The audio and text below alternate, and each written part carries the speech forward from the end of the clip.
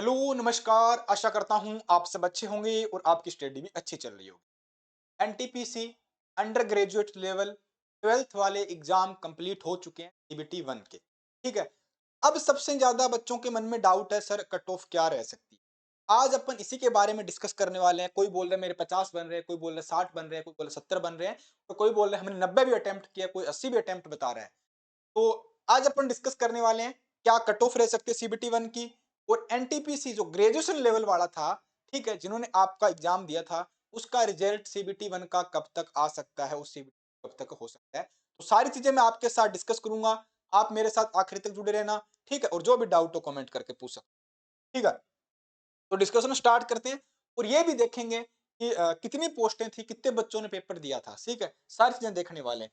सबसे पहले आप सब लोगों के लिए जरूर सोचना, आप आरआरबी टेक्नीशियन ग्रेड 1 सिग्नल की तैयारी कर रहे हो, तो आपके लिए पूरा कंप्लीट बैच भी टेस्ट सीरीज डिजाइन किया गया है।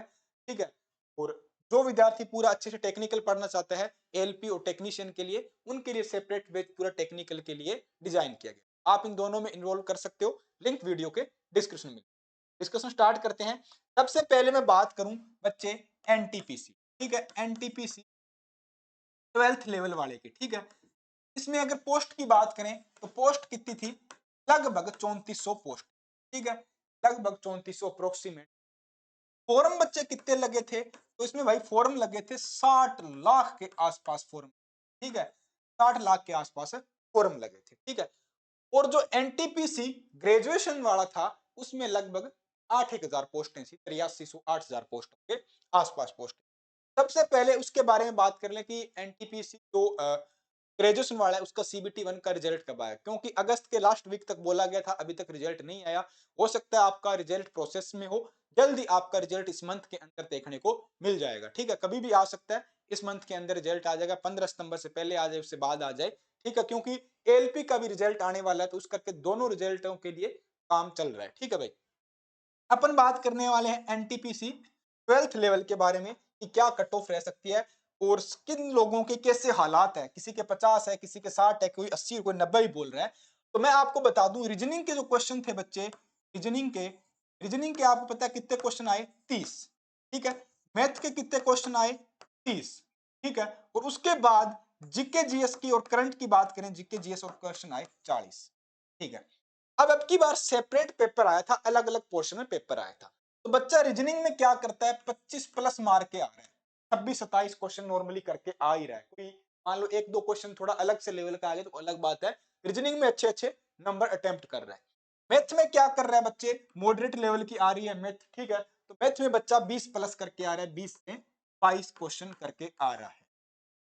ठीक है, और जीके जीएस में सबसे ज्यादा खेल हो रहे हैं, और करंट के क्वेश्चन 10 से 12 करंट के क्वेश्चन आ रहे हैं जीके जीएस में।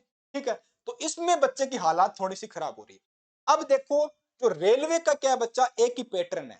ठीक है, पूरा नॉन टेक आता है सीबीटी 1, चाहे आप एलपी का ले लो। ठीक है, उसका भी सेम सीबीटी 1 ऐसा ही आता है, पूरा नॉन टेक आता है। ठीक है, जीके जीएस रीजनिंग मैथ आती है। ठीक है, तो आप जेईएन का ले लो, जेई का, आरआरबी रेलवे का जूनियर इंजीनियर का पहला सीबीटी 1 ऐसा ही हो। ठीक है, टेक्नीशियन का ले लो आप, ग्रेड 3 का पूरा नॉन टेक होता है इसी तरह का। उसके बाद अगर बात करें टेक्नीशियन 1 के अंदर बात करूं, तो भी आपको ये पोर्शन देखने को मिलेगा जीके जीएस। ठीक है, क्योंकि रेलवे का सेम सा पैटर्न। अब वही बच्चे क्या है जो टॉपर है 2024 वाली वैकेंसी में, किसी को ज्वाइनिंग तो मिली नहीं, और वही कुछ बच्चे हैं 10-15 हजार बच्चे जो हर एग्जाम में टॉप कर रहे हैं, चाहे वो एलपी में कर रहे हैं, चाहे वो जेई में कर रहे हैं, वो एनटीपीसी में कर रहे हैं, टेक्नीशियन में कर रहे हैं, सब जगह वही बच्चे स्कोर कर रहे हैं। ठीक है, वही बच्चे आ रहे हैं, और सभी बच्चे क्या सारा पेपर दे रहा है, कोई ऐसा बच्चा नहीं है जो रेलवे की तैयारी कर रहा है किसी पेपर को छोड़ दे, नहीं, वो सबके फॉर्म भर रहा है और सारी तैयारी कर रहा है, वो एनटीपीसी हो, टेक्नीशियन हो, एलपी हो, जेई हो, अगर वो एलिजिबल है तो। ठीक है, अगर वो उन सब के लिए एलिजिबल है तो वो सारे पेपर दे रहा है, और वही बच्चे मोस्टली हर जगह ऊपर आ रहे हैं। एक बच्चा सिर्फ एक ही सीट पे ज्वाइन करेगा, ऐसे तो है नहीं कि भाई वो एक ही बच्चा 5 जगह नौकरी कर लेगा। अब बात करते हैं नॉर्मलाइजेशन है बच्चे, वो बहुत बड़ा आपको पता है इसमें फैक्टर या रोल रखता है। ठीक है, चाहे एसएससी हो या रेलवे हो। ठीक है, तो अब ना कोई भी ऐसा बच्चा नहीं है जो ऐसे बोल रहा है कि मैं 90 तो करके आया हूं, बोल तो रहा है, पर आप बता सकते हो क्या उसकी 100% एक्यूरेसी है? 90 में से 90 किसी के सही हो सकते हैं क्या? नहीं हो सकते। 100% एक्यूरेसी किसी की नहीं आ रही।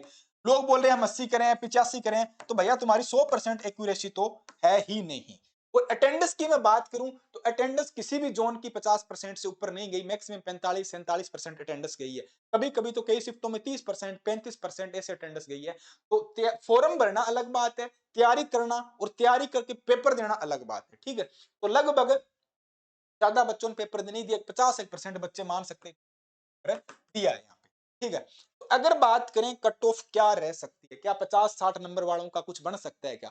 देखो सीटें बहुत कम है, लगभग 3400 सीटें, तो 50-60 वाले बच्चों का तो बहुत ही कम चांस है कुछ बने। किसी जोन में बन जाए, किसी कैटेगरी में बन जाए तो वो अलग बात है।